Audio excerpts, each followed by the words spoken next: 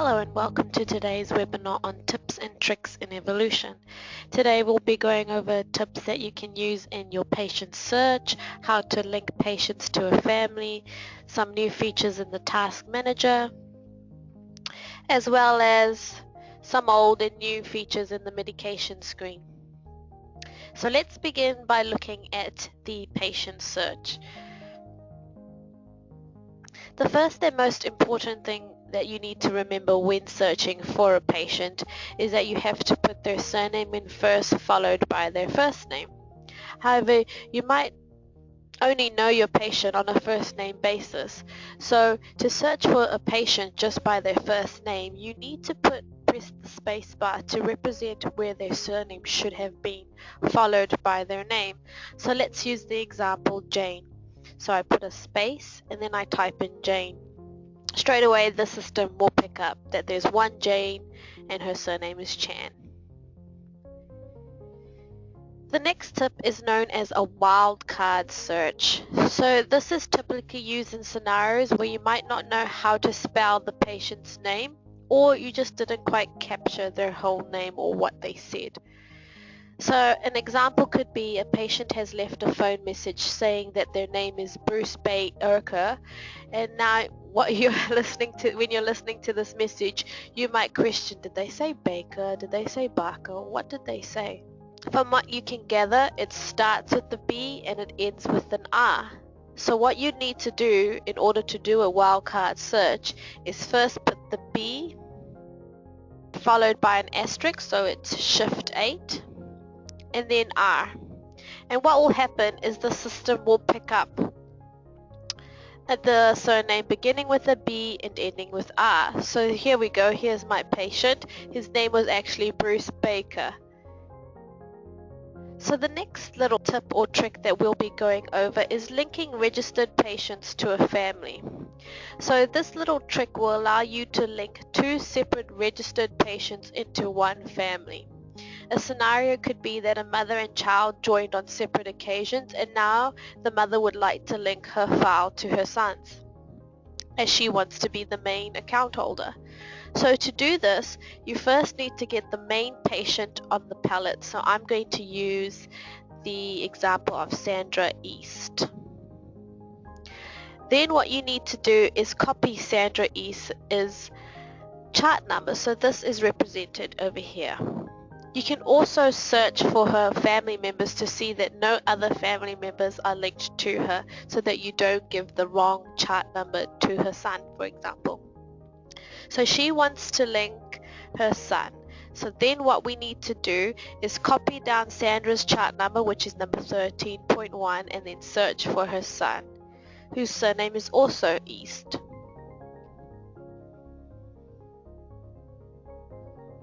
So Graham at the bottom here.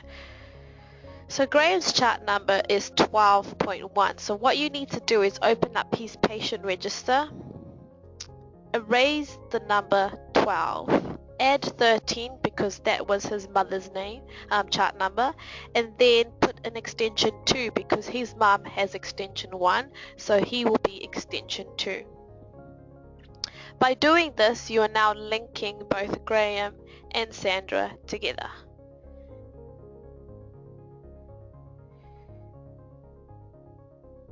So now Graham's new chart number is 13.2.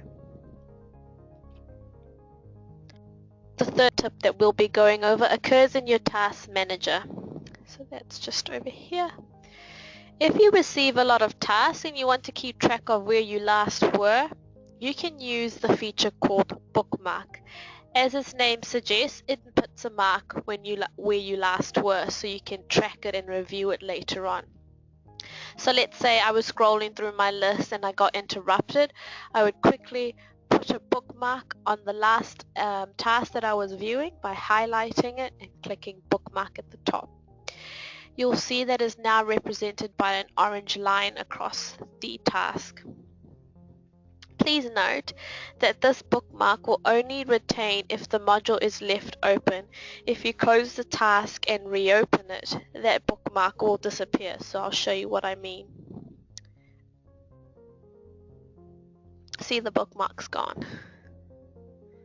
Another tip that will save you scrolling through a long list of tasks is adding a category to each task you send. So this is a new feature in Evolution. When you go ahead and add a new staff task or patient task, you have a category here. Now this has to be set up prior, otherwise you will have no drop-down options. However, I've set up some, which is in progress, complete, repeat prescription, GP to GP reports. Another one could be call back the patient. By doing that, you can segregate your task in an orderly manner. So if I was the nurse doing the repeat prescriptions, I would highlight repeat prescriptions and go this category only, and then I can do all my repeat prescriptions at once. Otherwise, you can go back to your default filter and filter it by name, by task, or by due date. So we have it customized now. We've really enhanced the filter options in Evolution. So the next tip occurs within the medication module.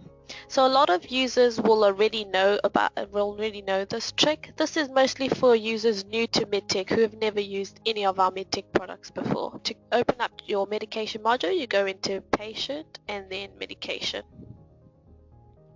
So when adding a new patient prescription or medication, I'll just search Panadol.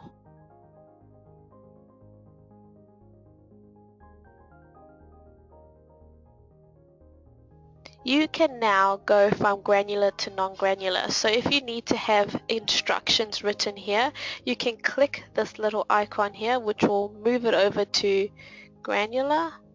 And now you can actually put your dosage, your frequency,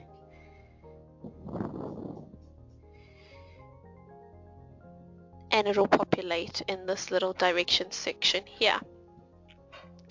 If you need to add further instructions, you can click that icon again, and now the directions box is ungrayed, so you can say with food or before bed. Whatever instructions you need. While in this medications box, if you're prescribing this medication and giving it to the patient while in the clinic, it is useful to tick administered in clinic. If you do not have this box in your patient medication, you just need to go into your location settings under the clinical tab, enable administered in clinic, and it will appear here. So when you put a tick in this box, a new tab opens up. This allows you to capture the route, the site, the batch number, and expiry, as well as who's giving the medication. So the doctor could have prescribed it, but the nurse could have given it. It just allows you to keep track of everything that's given within the clinic.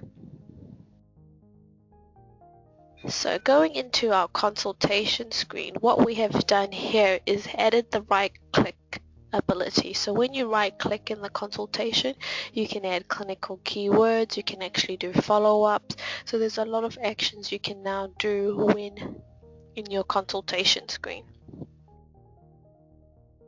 Another tip that most users won't know is something called a macro. So when you're doing a lab referral or a radiology referral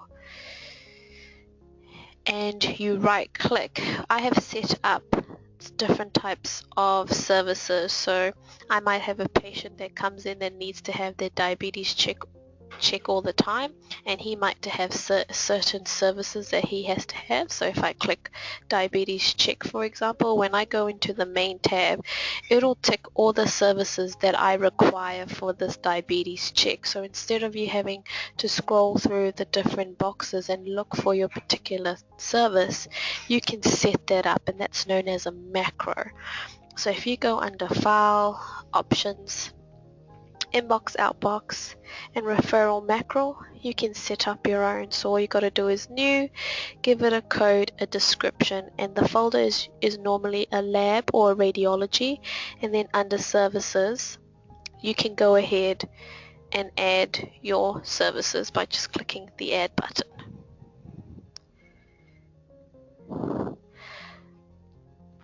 Another thing that users are not very familiar is in the screening tab, you can actually chart your screening. So I know that I don't have, let me just change it to Smith. I think Smith has a lot of screenings that I can use. Yep, there you go. So if I wanted to chart Annie Smith's BP, I would click on the first one I see and click on the chart. Now you'll get this type of chart. As humans, we're visual creatures, and if you show me this, it won't really speak any volume to me. But if you click on the chart button again, it's going to display a nice graph so I can visually see how well or not so well I'm doing. And you can actually print this off and give it to your patient too.